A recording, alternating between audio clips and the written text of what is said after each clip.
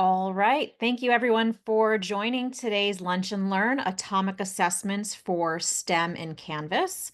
I'm Lauren Romano, and joining me is Chris Johnson, our Regional Manager of Sales. It's National STEM Week this week, and it's a great time to explore better ways to assess your STEM learning right in Canvas. Traditional assessment tools often fall short of delivering the complex, authentic testing experiences that STEM subjects require. So, we're going to show you how, with Atomic Assessments, you can create more robust, authentic assessments for your STEM courses. Before I pass this off to Chris Johnson, I will quickly go over the agenda for this 30-minute session. Chris will start off with a brief overview of Atomic Jolt and what we do to enhance teaching and learning in Canvas. Then we'll do a live demo of our assessments tool right in Canvas and show you how it can be applied to STEM learning. During the demo, please feel free to put all of your questions into the Q&A or the chat, and we'll be sure to answer them all. We are recording the session, so look out for our follow-up email to share that recording. And if you need a more personalized one-on-one demo of our tool, or if you'd like to try a free trial of assessments or one of our other enhancements, I will have a link to my calendar in that email as well. But now passing it off to Chris Johnson.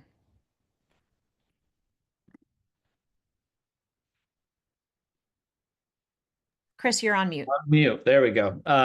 As Lauren mentioned, my name is Chris Johnson, and looking forward to showing you how atomic assessments can be used to enhance STEM assessments in Canvas. But before we get there, in case you are unfamiliar with Atomic Jolt, our team has been in the education market for nearly 20 years, all with the focus of enhancing teaching and learning. What we find with all the LMSs is they do a lot of things really well, but there's always room for improvement. And so what Atomic Jolt does is we create applications that extend the teaching and learning to fit all faculty and learners' needs. We currently support all the major higher education LMSs and have customers and clients across the globe in both higher education, K-12, and even some corporate customers as well. All right, so let's talk about atomic assessments. The reason why you're all here is to learn how to enhance the assessments that are available in Canvas, but using atomic assessments. Not only can it be used for your summative or high stakes exams, but it also can be used to drop in little opportunities for practice, formative assessments, or simply just to make your content a little bit more interactive. And so what we hear from institutions is that, within Canvas, there are some unique question types, but a lot of them aren't really geared towards STEM education. And so we have over 40 different question types, focusing not only on your typical true false or standard question types, but some of the more authentic question types that lend themselves towards disciplines like mathematics, technology, science, engineering, nursing, business. But again, we'll focus on STEM here today. All right, so with that, let me go ahead and hop directly into the LMS. Within Canvas, I'd like to start from the student experience.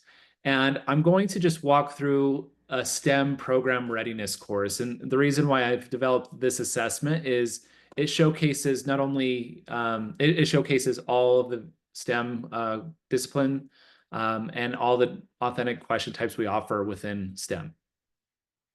All right, so here I am a student, and we're just going to take, an assessment that is very robust. It goes from science to technology to engineering to mathematics. So it's all over the board. And starting here, we have our chemistry specific question type, where you can embed pictures of molecules and have your students label those molecules accordingly.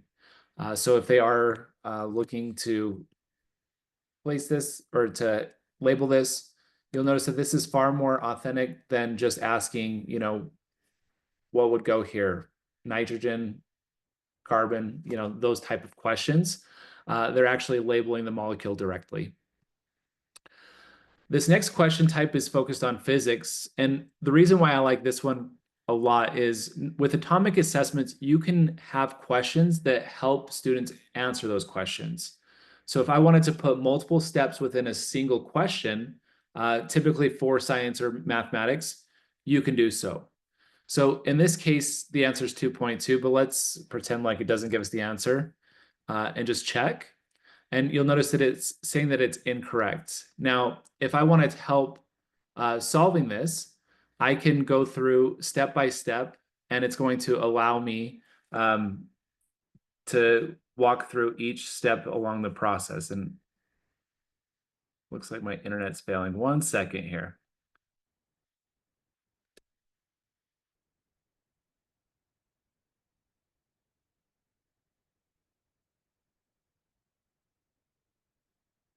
Let's try that again. So if I click on help me solve this, it's now taking me through the step-by-step instructions. So if I then answer this portion of the question correctly, I can move on to the various next steps that my teacher has set out before me. And then continuously go through until I've answered all of these questions correctly. So the reason I want to bring this up is, especially in mathematics, where everything is built upon getting the first part of that answer correctly, we support that intra-item assessment question types to ensure that your students eventually get to that answer. All right. Here are some more examples of fill in the blanks, but because we've already seen, some of these formulaic questions, I'll skip on to the next. And here's an example of an image annotation or an image drag and drop question type. So again, our goal is to try and make these assessments a little bit more authentic to ensure that students are truly retaining the information as opposed to just, memorizing the multiple choice answers that you typically find in some of these quizzes. And so students can then grab the label options and drag them directly into the image. If we wanted to make these a little bit more accessible, these question types do allow for keyboard shortcuts. So if I'm wanting to navigate through the various different options, I can, but sometimes you want to make them even more accessible by utilizing drop downs. And so here's an example of an image that we can choose from a list and select accordingly. And these work really well with screen readers to choose each option and allow you to select them throughout the image. All right, so that was the question types specific to science. For those who teach, who are in the technology fields, I have a few questions built that are around coding or software engineering and technology. So a very basic question is talking about for loops and while loops. And this demonstrates the question types we have available where you can take images and classify them accordingly through drag and drop question types. For the more complex, if I did want a student to write some code and upload them into our tool, you can also choose the file formats that you want your students to upload in. You'll notice that this question type is asking students to upload in C++ file format. And so this student would then be required to write some C++ and upload it directly in here.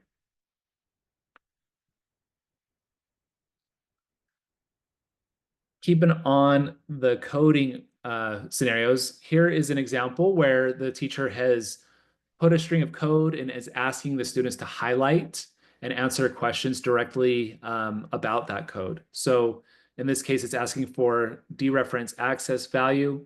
So the student can go in and highlight the various different options. In this case, it's asking for demographic information. So I can highlight those terms, and this will auto be graded if that is the correct answer or incorrect answer. Again, with the technology question type, this is asking for the various different data source.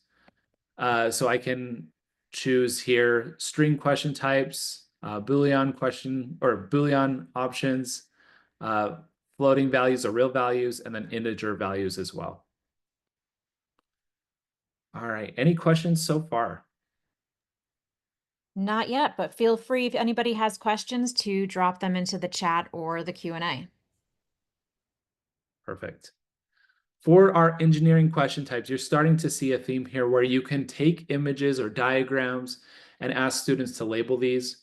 We see these used in disciplines across institutions, including music, for your trade schools having diagrams of engines or electrical diagrams allow students to, again, ensure that they understand the diagrams and be able to drag and drop um, the correct descriptors into those diagrams. All right, we've seen quite a bit of these drop-down question types, so I'm going to go through these fairly quickly. But you can provide tables of data, images, videos as the prompt or stimulus, and then allow students to utilize these drop-downs to answer those questions. Moving on to mathematics. So we hear from a lot of math departments that creating questions in classic or new quizzes can be challenging. Doesn't give you a lot of options on what the values you allow for. But with atomic assessments, you can choose the values that you're going to accept, whether they're the equivalent value, the simplified value, or a variety of other values that you'll allow. But beyond that, you can also allow for customizable keypads here. So this is just a basic, algebraic keypad. But if you were asking a trigonometry question, you can choose a trigonometry keypad. Or if you are in chemistry, we have chemistry or chemistry keypads as well. So not only do you have access to more robust question types, but you can make it simpler for your student or more simple for your students to answer those questions. And again, if it's a low stakes exam, you can also allow them to check their answer, click try again, or if you wanted to give them a little bit more information, you can have your students highlight specific terms and then provide definitions. So in this case, since we are still learning about multiplying binomials, I reminded my students of the FOIL method that they can expand and just have that reference before they're answering that question. For geometry or throughout our math question types, we also have embeddable features that make it easier for students to answer the question. It essentially is simulating what it's like for them to be in the classroom and be given tools like a scientific calculator, a ruler, or in this case, a protractor that works to measure angles. So if I wanted to measure this angle here,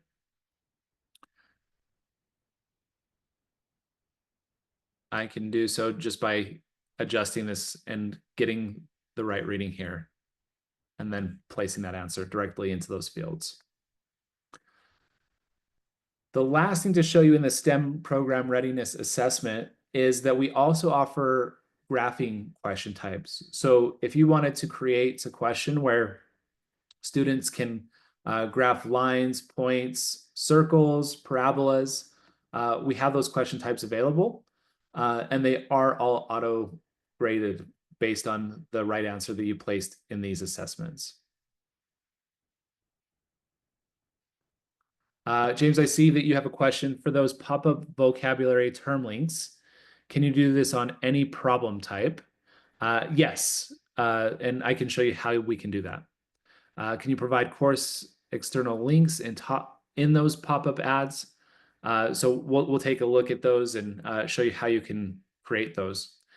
Because it is a very nice way for your students to get more information within that formative assessment and better prepare them for the summative assessment. But before we get to the authoring process, let me just show you an additional difference of atomic assessments compared to the standard quizzing capabilities in Canvas. And that is that you can embed these assessments directly into your learning pages. Oftentimes we see that Canvas pages look, something similar to this, where you provide a lot of resources, text, images, diagrams, but there's not a real opportunity for them to start applying their learning right away. And so in this next example, the student's able to see that same information, but the professor has put in a question to allow them to immediately start applying what they're learning. So the student can take this image, drag and drop, and put information at the right location. I'm likely getting this incredibly wrong. In fact, we can even tell that the only one I got right was the flagellum here. And then there's also this, another example where we can do that here as well. So the thing that I wanted to just again reinforce here is atomic assessments is great for those high stakes summative assessments, but it also lends itself to ensure that your students are having regular check-ins right within the learning pages, Canvas discussions, Canvas announcements, really anywhere that use the rich content editor. All right. And with that, let's take a look at the authoring process. So I'm going to switch gears here, and we're going to now take a look at these exams and the authoring process. And as part of that, I wanted to be sure to answer James' question around those pop-up question types. So here I'm going to go into the STEM readiness, and we're just going to edit and add questions. So let's do that here.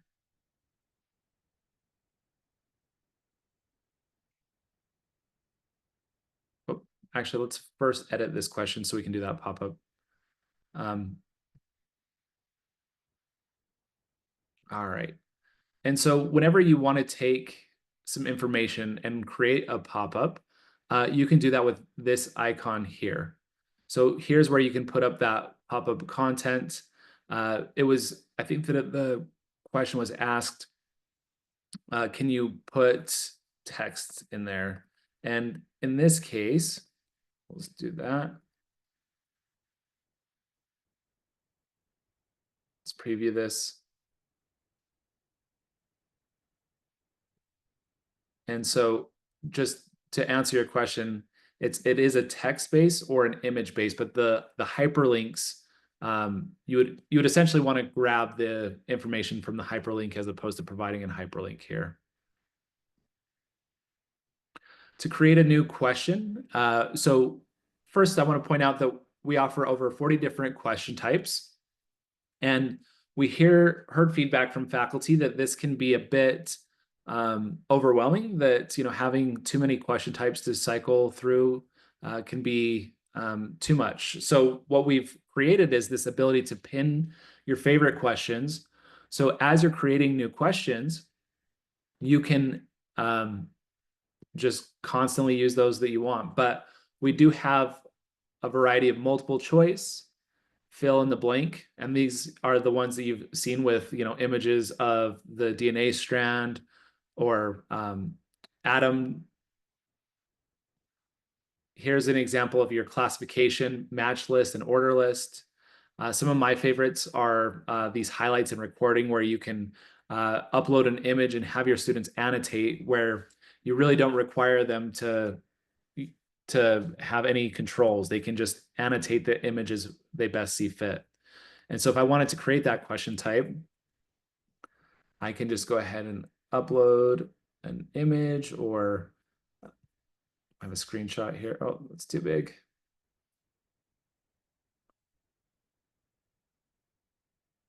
Let's upload this one. And in this technology,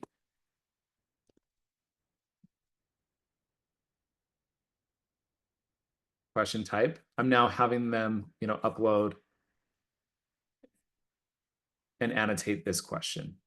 So to show you that, they can now grab their pencil and label this to say, this diagram is incorrect. This should actually go this way. And then using their stylus, draw whatever they like.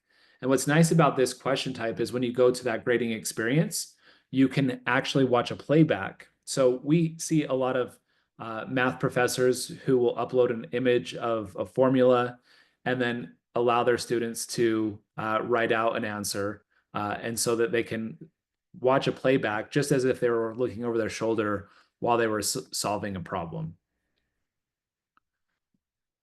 All right. Since this is a STEM focused question type, I want to focus a little bit on these math, chemistry, and graphing question types as well. You've now seen that closed math with an image where you have students upload, or where you upload a geometric shape and have your students fill in the blanks, measure the angles, determine the length.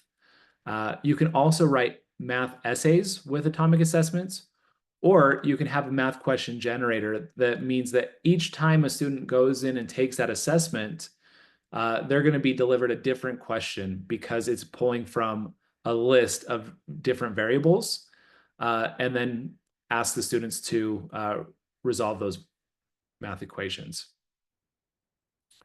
For our graphing questions, here's the example of graphing, or if you wanted to do line graphs, plot graphs, we have all of these question types that are available, but we also integrate with GeoGebra. So if you wanted to create scenarios in GeoGebra and have your students answer them directly in atomic assessments, that's an option as well. For those in sciences, we do have our chemistry. Again, this is a closed chemistry question type or a closed chemistry with image. And so we really do extend the assessment capability for all disciplines and ensure that you can create those authentic assessments. Beyond the various different question types we offer, we also allow features to be embedded into the assessment. So you saw in one of those examples, a protractor being embedded into a question type. A lot of tools only allow you to provide calculators at the assessment level, but with atomic assessments, you can do that, embed in a scientific calculator for the entire assessment. Or if you only wanted to offer it for one or two questions, you can embed these features next to the question themselves so that they don't persist throughout the exam, but can only be used for the questions you'd like. And then we also have accessibility tools like audio and video players, line readers, and we see these image tools be used to upload a screenshot of formulas, to have that as kind of like a cheat sheet as students take those exams. All right. Now, the last thing I want to point out is with atomic assessments, another differentiator versus what's available in Canvas is the ability to create adaptive assessments. So you can make assessments that that walk students through the question, as we saw with that physics example. We call that like a per question adaptive question type. But we also have assessment or adaptive on the assessment level. So in this scenario, for students who score 100, they're taken to the hard questions. Or if students only score, you know, anything less than 100, they're going to be taken to the easy questions.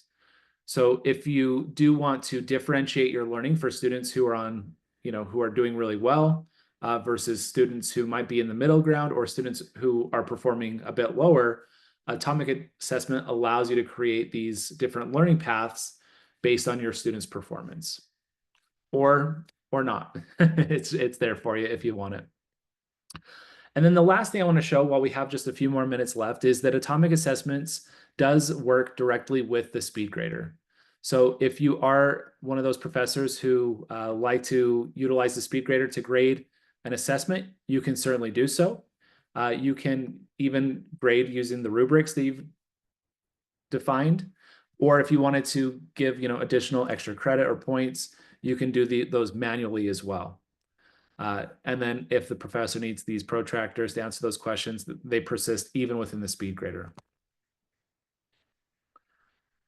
For reporting, let's just go ahead and pull this up here to see what reporting we have on an assessment level. Not only can we see how each student's performing and moderate these, in this case, I might want to allow the students to try it again or give additional time. I can do that right from the assessment. I can also look at the responses to see how students are doing on each question. So in this case, it looks like all of my students who have answered so far have gotten this question correctly, as opposed to this one where students are a little bit all over the map. If I wanted to look at the scores, more holistically, I can do so. Here's a table that shows each of my items and how students are performing on each of these items. In the case of item 4, where all students have got this answer incorrect, I might want to go in and edit my questions, remove that question, and then push updates to the exam to say, take those points out of the assessment and regrade, removing item number 4. And then if I did want to get some statistics on each question, I have the median, average, standard deviation, and discrimination index for each question that's available. All right, looking at the clock, it looks like we only have a few more minutes, so I wanted to pause there. If you do have any questions that you'd like for me to answer, I'm happy to answer those at this time.